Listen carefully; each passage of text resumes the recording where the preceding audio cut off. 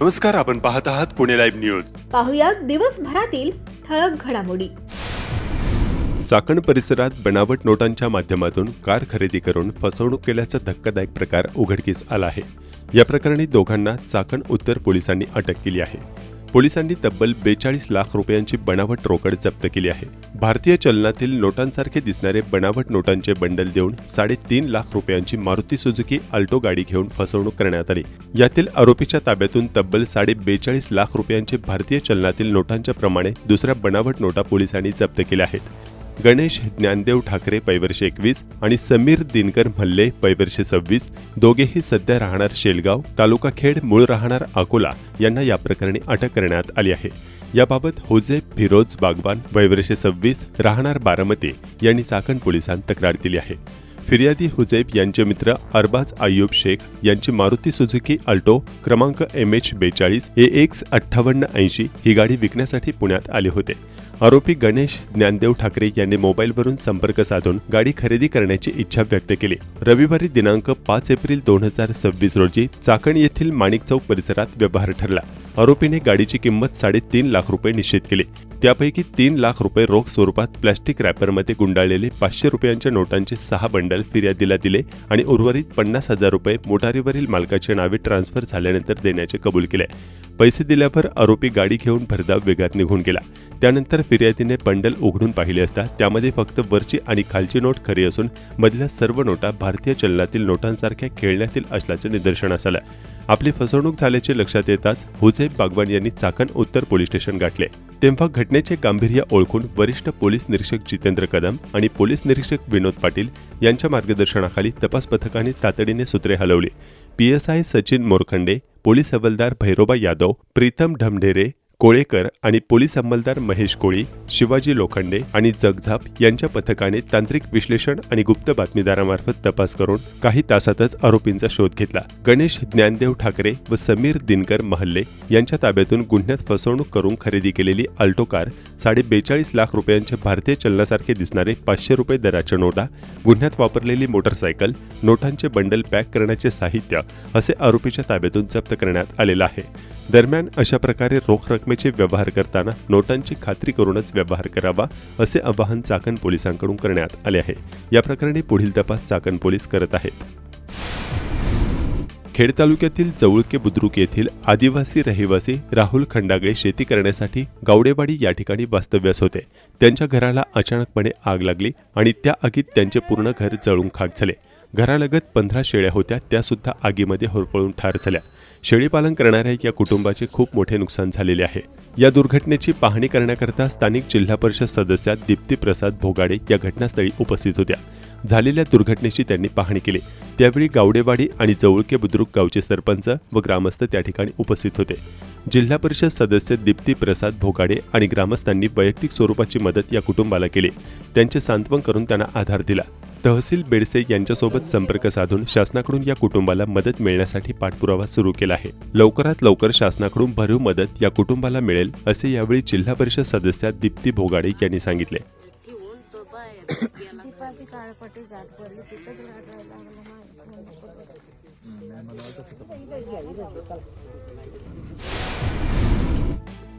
चाकण औद्योगिक भागात गॅस मिळत नसल्यामुळे अनेक कामगारांनी चुली पेटवण्याचा पर्याय स्वीकारला आहे. मात्र शहरात चुलींसाठी ना जागा आहे ना सुविधा. परिणामी राहणेही अवघड आणि जगणेही कठीण अशी अवस्था या कामगारांची झाली आहे.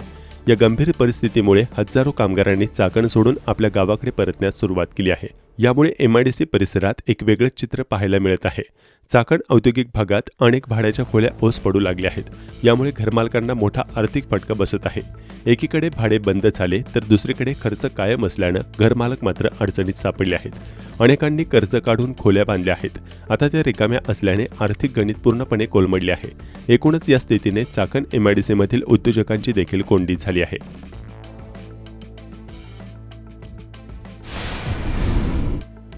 केळगावमधील हनुमानवाडी येथे श्री हनुमान जयंतीनिमित्त भव्य विराट हिंदू संमेलन व शोभायात्राचे सकल हिंदू समाज, समस्त हनुमानवाडी, केळगाव ग्रामस्थ, हनुमान तालीम तरुण मंडळ यांच्या वतीने आयोजन करण्यात आले होते. डीजे तसेच ढोल ताशाच्या गजरात श्रीराम श्री हनुमानाच्या चित्ररथात लहान मुलांच्या विविध वेशभूषेत ही शोभायात्रा काढण्यात आली. या शोभायात्रेत हजारोंच्या संख्येने हनुमान भक्त सहभागी झाले होते. या भव्य विराट हिंदू संमेलनानिमित्त मत्स्य व्यवसाय व बंदरे महाराष्ट्र राज्य मंत्री नितेश राणे यांचे केळगाव हनुमानवाडी येथे आगमन झाले. यावेळी हिंदुत्ववादी प्रखर विचार त्यांनी व्यक्त केले. संमेलन संपल्यानंतर श्री क्षेत्र आळंदी येथे राणे यांनी संतश्रेष्ठ ज्ञानेश्वर संजीवन समाधीचे दर्शन घेतले.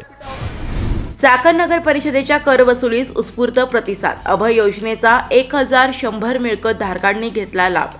चाकण नगर परिषदेच्या वतीने सन 2025-26 या आर्थिक वर्षासाठी राबवण्यात येत असलेल्या विशेष कर वसुली मोहिमेला आणि महाराष्ट्र शासन नगर विकास विभाग यांनी जाहीर केलेल्या अभय योजनेला चाकणमधील मिळकत धारकांनी मोठ्या प्रमाणात प्रतिसाद दिलाय.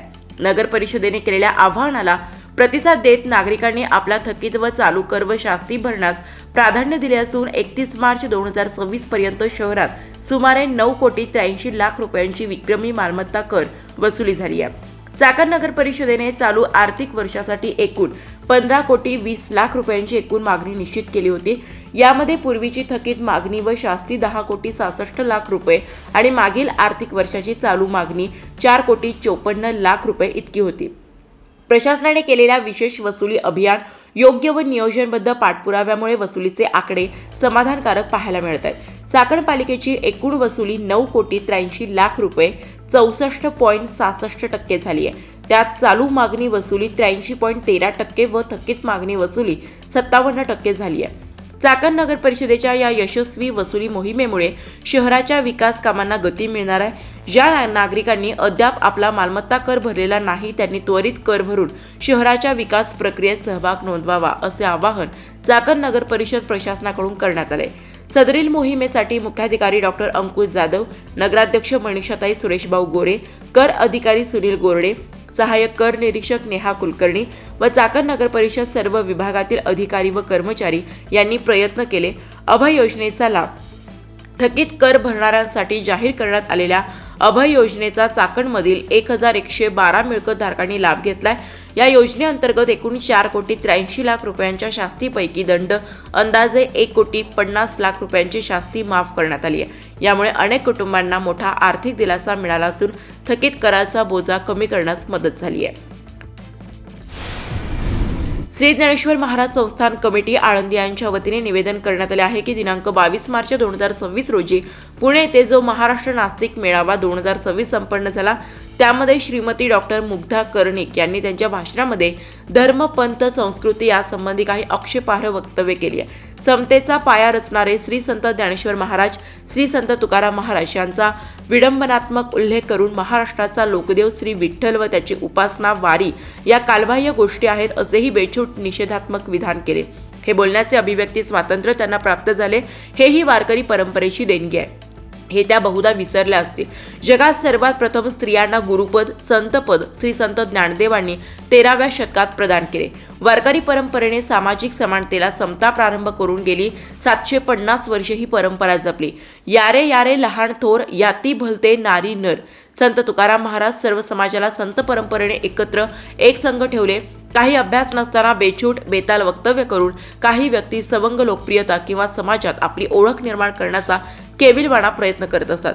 श्रीमती डॉक्टर मुग्धा कर्णिक यांच्या या नास्तिक मेळाव्यातील स्वैर, बेछूट, बेताल वक्तव्याचा संस्थान कमिटी तीव्र निषेध करीत आहे. श्री संत ज्ञानदेवांनी श्रीमती डॉक्टर मुग्धा कर्णिक यांना सुबुद्धी द्यावी व सकल संतांची व श्री विठ्ठलाची त्यांनी क्षमा याचना करावी असे संस्थान यांच्या निवेदनात नमूद करण्यात आले आहे. खेड तालुक्यात प्रशासन कितीही घरगुती गॅस वाटप सुरळीत असल्याचे दावे करत असले तरी मोठ्या प्रमाणात अंधाधुंद कारभार सुरू असल्याचं दिसून येत आहे. चिंचोशी येथील गॅस ग्राहक सीताराम जरे यांनी 15 दिवसापूर्वी गॅस बुकिंग केले होते. त्यांना त्याबाबत OTP प्राप्त झाला तो त्यांनी संबंधित एजन्सी कर्मचारी यांना सांगितला.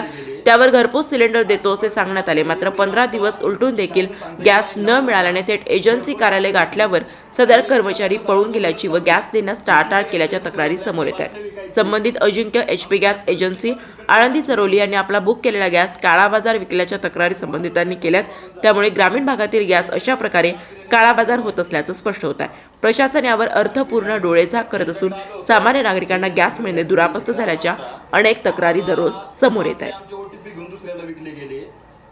अशी परिस्थिती असताना एवढी आता शासन सांगते की लाईन लावू नका, घरपोच बाटली होती आणि HP वाल्यांचा सगळा गोंधळच चालू आहे. ओटीपी घ्यायचे, दुसऱ्याला ब्लॅकने बाटले विकायचे. भारतीय जनता पार्टीच्या स्थापना दिनानिमित्त खेडमध्ये उत्साहपूर्ण वातावरणात विविध कार्यक्रमांचं आयोजन करण्यात आलं होतं.